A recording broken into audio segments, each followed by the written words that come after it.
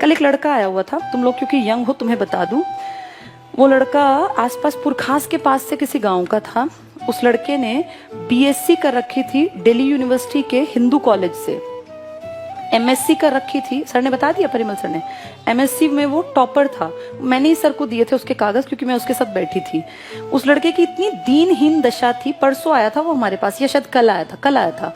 उसने मुझे पता है क्या कहा, मैं इस क्लास के बाद बाहर गई थी तो उसने मुझे कहा कि मैम सर से मेरी मीटिंग जरूर करनी है मुझे आज। मैंने कहा भाई सर तो फ्री नहीं होंगे, हम 2:30 बजे तक तो क्लासेस में होते हैं और फिर सर को ट्यूशन पे जाना है। हम ट्यूशन पढ़ाते हैं बड़े लेवल पे, 6ठी से लेके 12वीं तक को। तो कहता है कि मैम चाहे शाम तक मुझे बैठा लो, मुझे 2 मिनट की सर से मीटिंग करनी है, अगर मैं आज चला गया ना तो कल मुझे दुकान खोलनी पड़ेगी चाय की। मतलब मुझे उस पर तरस आया उस लड़के पे कि कितना हाईली एजुकेटेड, एमएससी में जो फर्स्ट रैंक होल्डर था, जिसने बीएससी इतने बढ़िया कॉलेज से कर रखे जहाँ एडमिशन नहीं मिलता लोगों को, लाइन में लगे होते हैं इतने अच्छे अच्छे बच्चे, और ये सब करके फाइनली उसके हाथ में क्या 3 बेटियां थी उसकी। कह रहा था 21 साल में शादी हो गई और 27 साल का अब है, 3 बेटियां। सोचो कितनी जिम्मेदारी, उम्र कितनी, 27 साल। और अब फाइनल स्टेज क्या थी कि अगर कल मेरी मीटिंग नहीं हुई, मुझे जॉब नहीं मिली, तो कल मैं दुकान पे बैठ जाऊंगा चाय की पे। आप ये देखो कितनी दयनीय दशा है किसी इंसान की पढ़े लिखे की। मतलब मुझे तरस आया कि इतना पढ़ लिख के उसको चाय बनानी पड़ेगी, फिर क्या फायदा हुआ इतनी पढ़ाई लिखाई का। दिक्कत क्या थी, वो अपने घर में इकलौता पढ़ा लिखा था। वो मूवी है ना 3 इडियट्स, देखी हो तो, वो एक पोस्टमैन का वो लड़का था, उसका एक डायलॉग था बड़ा अच्छा, जो जिंदगी में सच में समझने की चीज है कि जो गरीब परिवार में एक आधा पढ़ जाता है ना, तो माँ बाप को लगता है ये हमारी सारी गरीबी मिटा देगा। उस लड़के से वही एक्सपेक्टेशन थी 9 भाई बहनों की और माँ बाप की कि ये हमारी गरीबी मिटा देगा। उस पर धड़ल्ले से पैसा लगाया, पानी की तरह पैसा जाता। तुम अगर पढ़े लिखे हो तुम्हें पता होगा, बीएससी एमएससी ऐसी ही नहीं होती, रोज आवाजाही में बहुत रुपए खर्च होते हैं, कहीं रहोगे पढ़ोगे तो पैसा लगता है, फ्री में कुछ नहीं होता। और फाइनली क्या है, आज वो बेरोजगार, 3 बेटियों की जिम्मेदारी उसके ऊपर है। और उसने ये कहा मुझे लिटरली कि मैम 20,000 तक की नौकरी अगर मुझे मिल जाए तो मेरे बच्चों की रोटी चल जाएगी। मतलब दया का भाव आया, ये नहीं कि बहुत काबिल है, ये कि इस बेचारे की हालत क्या है। उसको मैंने कहा तुम्हारी जिंदगी की सबसे बड़ी गलती पता है क्या है, तो उसने कहा कि नहीं पता। नहीं, उसने मुझे कहा कि हाँ शादी। मैंने कहा नहीं, शादी तो कोई गलती नहीं होती, तुम्हारी सबसे बड़ी गलती ये है कि तुम्हारे पैरों के नीचे जमीन नहीं थी और तुमने बहुत ऊंची उड़ान भरने की कोशिश की। ऊंचे सपने देखना कभी गलत नहीं होता, पर हम आम लोग जो है ना, आम लोग, उनके पैरों के नीचे अगर धरातल है ना तो ही वो ऊंची उड़ान ले सकते हैं। अब तुम्हें अगर जंप लगानी है तो तुम नीचे धरती पे प्रेशर लगा के अपनी बॉडी को आगे की तरफ फेंकते हो। उसके पास धरातल नहीं था, उड़ान ऊंची भरने की कोशिश, तो औंधे मुंह तो गिरना ही गिरना था।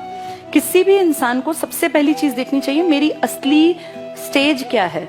अगर वैसे थोड़ी कड़वी जबान में कहूं तो अपनी फाइनेंशियल औकात देख के आदमी को स्टेप लेना चाहिए, और उसमें मैं भी शामिल हूं। मैं तुम्हें नहीं कह रही हूँ, मेरे फादर इकलौते अर्निंग हैंड थे, हम 4 बहनें थी। ये हमें बचपन से दिखता था कि हमें पढ़ लिख के काबिल बनना पड़ेगा, हमारे पास कोई दूसरा जुगाड़ नहीं है।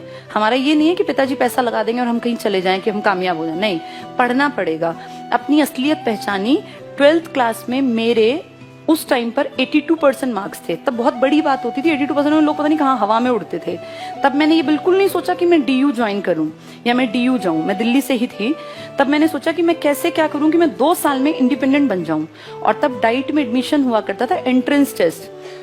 12वीं करते ही, जैसे 12वीं के एग्जाम खत्म हुए, अगले दिन एनसीईआरटी उठाई थी 6ठी से 10वीं तक की, सारी गो थ्रू हो गई, मेन चीजों को रजिस्टर में लिखा। सबसे पहले नोट्स थे वो मेरे, जो मैंने नौकरी के लिए बनाए थे। तब मेरी एज महज 17.5 साल की थी, 17 साल और साढ़े भी नहीं थी पूरी, क्योंकि दिसंबर मेरा बर्थ ईयर था। 17 साल 4 महीने मेरी उम्र थी जब मैंने पहली बार नोट्स बनाए अपनी नौकरी के लिए। और उसके बाद फिर मैंने कभी पीछे मुड़ के नहीं देखा। फिर डाइट किया, डाइट करते करते समझ में आ गया कि नौकरी पहली प्रायोरिटी है। तुरंत से तैयारी की, नौकरी मिल गई। नौकरी के बाद मुझे ये था कि मुझे बहुत आगे बढ़ना है, क्योंकि अपने ऊपर क्षमता पे अपने पे होता है, मैं कुछ कर सकती हूँ। उसके बाद नौकरी करते करते मैंने बीएड का एंट्रेंस दिया इग्नू का 2007 में। ऑल ओवर इंडिया मेरा फर्स्ट रैंक आया, मुझे भी नहीं पता था कि फर्स्ट आएगा, और मुझे ये था कि पास हो जाएगा। पर मैं मेंटली फ्री थी क्योंकि मेरी कमाई आती थी। 2007 तक तो मेरी कमाई बहुत बढ़िया हो गई थी। तब तक पे कमीशन आ गया था 2006 का, उसमें मेरा फर्स्ट रैंक आया, ऑल टाइम हाईएस्ट। तब तक वही था, मुझे आज का नहीं पता। 2007 तक इग्नू में 100 में से 84 नंबर का रिकॉर्ड था जो मेरे थे। उसके बाद अब 10-12 साल बीत गए, हो सकता है वो किसी ने ब्रेक भी कर दिया हो। उस टाइम पे मेरी बेटी 7 दिन की थी जब मैं उसको लेके इग्नू गई थी। इग्नू में हेडक्वार्टर में। और जब बच्चा बहुत छोटा होता है, इन्हीं दिनों उसका बर्थ था 7 नवंबर का, 14 नवंबर की मेरे ख्याल मेरी पता नहीं 12 की मेरी रिपोर्टिंग वगैरह थी, वहाँ कागजात चेक होते हैं। तो मैं अपना शॉल वॉल पूरा ढक के जैसे जाते हैं बच्चा होने के बाद, जैसे तुमने माँ को देखा भी होगा, तो वहाँ सबका एटीट्यूड पता है क्या था कि ये ऐसी कोई महिला आ गई है। वहाँ सब लोग बैठे हुए थे हॉल में।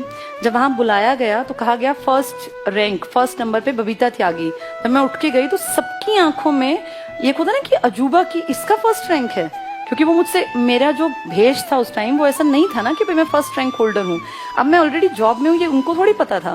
तो उन मैम ने मुझे पता है क्या कहा, वो काफी बड़ी अधिकारी थी, उन्होंने कहा I am proud of you. मैंने बताया कि मेरी बेटी है मेरे पास, तो उन्होंने कहा I am proud of you. मतलब वो घटनाएं जो है ना लाइफ में, वो आपको मोटिवेट करती हैं कि आप और आगे बढ़ें।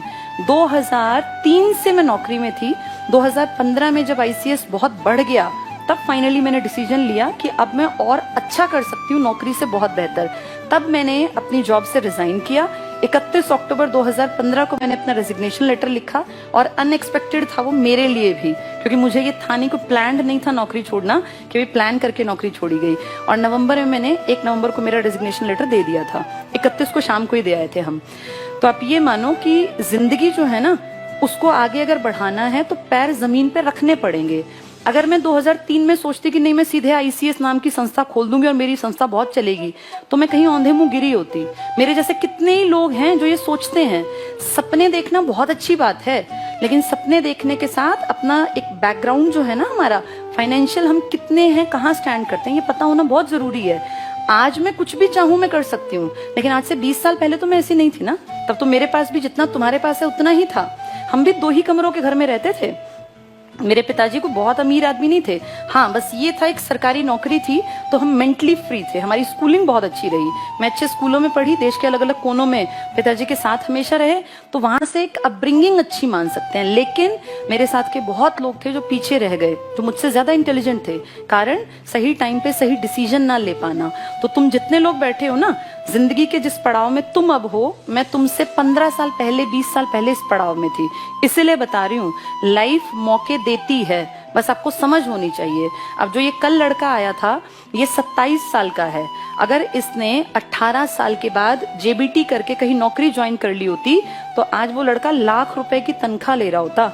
जो मेरे संगी साथी है ना, लाख रुपए से ऊपर सैलरी है। मेरी बड़ी सिस्टर की 1,10,000 से ज्यादा सैलरी पड़ती है, मुझसे सिर्फ 1.5 साल भर बड़ी है वो। तो आप ये देखो, वो लड़का ऊंची उड़ान, अच्छी बात थी, यूपीएससी कर जाता। कितने ही लोगों को मैं जानती हूँ जो हमारे साथ टीचिंग में थे, छोड़ के चले गए नौकरियां, कहीं कहीं अलग जगह, कोई बैंक पीओ में लग गया, कोई कहीं इसमें चला गया यूपीपीसीएस में, लेकिन पहले अपने पैर जमा लिए। तुम सब लोगों की भी यही राय है मेरी तो, कि कम से कम अपने पैर जमा लो। रीजनिंग जो पढ़ाते हैं ना पवन सर, इनका बेटा है, परिमल सर के छोटे भाई जो हैं, गवर्नमेंट जॉब में है वो भी। मेरी और उनकी ज्वाइनिंग 2 दिन के आगे पीछे थी, मेरी 5 अप्रैल की, उनकी 7 अप्रैल की। वो भी कर रहे हैं जॉब। उनके बेटे के 94% थे 12th में। 12th के बाद अब हमारे पास इस स्टेज में आके तो ऐसा नहीं ना कि पैसे की कमी है, या हम सोचें कि हम भाई बच्चे को ये ना कराएं, पैसे लगते हैं। हम तो कुछ भी अब कराने लायक हैं विद गॉड्स ग्रेस। लेकिन हमने उसको पता सबसे पहले क्या कहा, कि पहली प्रायोरिटी अपने पैरों पे खड़ा हो। हमारे बलबूते मत सोच कि मेरे पास इतना पैसा है कि मैं कुछ भी कर लूंगा। उसको सबसे पहले कहा अपने पैरों पे खड़ा हो, फिर जो तेरा मन करे ना पैसे कमा के वो करना। उसको जेबीटी में एडमिशन दिलाया दिल्ली में मार्क्स के बेसिस पे मिलता है। उसका डाइट में हो गया दरियागंज में गवर्नमेंट में। मेरे ख्याल 1,000 रुपए फीस मुश्किल से गई होगी, 1,000-1,500, इससे ज्यादा की फीस नहीं है। मेरे टाइम 405 रुपए लगे थे, अब दुगनी हो गई होगी। आप ये देखो, वो लड़का चाहता तो हम कुछ भी करा देते, कोई भी महंगा कोर्स कहीं विदेश भेज देते, कोई बड़ी बात नहीं थी हमारे लिए। लेकिन सबसे पहली प्रायोरिटी क्या है, पैरों पे खड़ा हो जा। उसके बाद तेरा मन करे मुझे यूपीएससी करना है, मुझे पढ़ाना है, मुझे शेफ बनना है, वो कहता है मुझे इसमें इंटरेस्ट है, होटल मैनेजमेंट में, तो कर लेना, पर पहले पैरों पे खड़ा हो जा। जिस दिन कमाई आ जाएगी ना, छोड़ के कमाई को, ये प्रूव करके कि मैं कुछ हूँ, मेरी कोई काबिलियत है, फिर करते रहना होटल मैनेजमेंट। तो ये देखो, जो समझदार है ना, वो सबसे पहले अपनी जमीन पकड़ता है। जमीन से उछाल ली जाती है, हवा में नहीं उछला जाता। जो हवा में उछलते हैं, फिर उनकी, वो कल वाले लड़के का एग्जाम्पल है, वैसी दुर्गत होती है। और मैंने बहुत करीब से ऐसे लोग देखे हैं जो बहुत काबिल थे, लेकिन वो कुछ नहीं कर पाए। घर और ये गाड़ी तो बहुत दूर की बात है, उस लड़के को रोटी खिलाने के मांदे पड़े हुए हैं। अपनी 3 बेटियों को कहाँ पढ़ाएगा? आज के टाइम में कितनी महंगाई है, सबको पता है ना। सरकारी स्कूल में पढ़ाने का टाइम थोड़ी है। अब तुम सोचो उसके कंधों पे कितनी जिम्मेदारी। इस जिम्मेदारी से दब के वो जिंदगी में कुछ नहीं कर पाएगा। अगर वो 10 साल पहले थोड़ी सी समझ के साथ कुछ छोटा कोर्स करके कहीं 25-30 हजार की नौकरी पकड़ लेता तो आज लाख रुपए पे पहुंच जाता। लेकिन ये समझाए कौन? और अभी भी तुम्हारे सामने बात कर रही हूँ, आधे तो अभी भी हवा में होंगे। ये जो चीजें हैं ना, ये अकल तब आती है जब उम्र बीत जाती है। इसीलिए टाइम रहते अपनी चीजों को संभाल लेना। सबके लिए है मैसेज। मैं अपनी बेटी के साथ भी यही पहली कंडीशन रखूंगी कि पहले इंडिपेंडेंट बन, अपने आप को प्रूव कर, फिर आगे पूरी दुनिया में कुछ भी अचीव करो। जिसने एक चीज हासिल कर ली वो कुछ भी हासिल कर सकता है। कॉन्फिडेंस बहुत बड़ी चीज होती है और ये आता है जब आपके अंदर काबिलियत पैदा हो जाती है, पैसा कमाते हैं। इंडिया में काबिलियत पैसे से होती है। आपकी बुद्धि के अंदर घुस के कोई नहीं देखता आप कितने बुद्धिमान हैं। आपकी काबिलियत आपका पैसा है, आपने कितना कुछ अचीव किया इससे पता चलता है। तो इसलिए खूब पढ़ा करो। अब 1-2 साल में तुम लग गए और रह गए तो रह गए, फिर बैठे रहोगे, फिर बुजुर्ग बन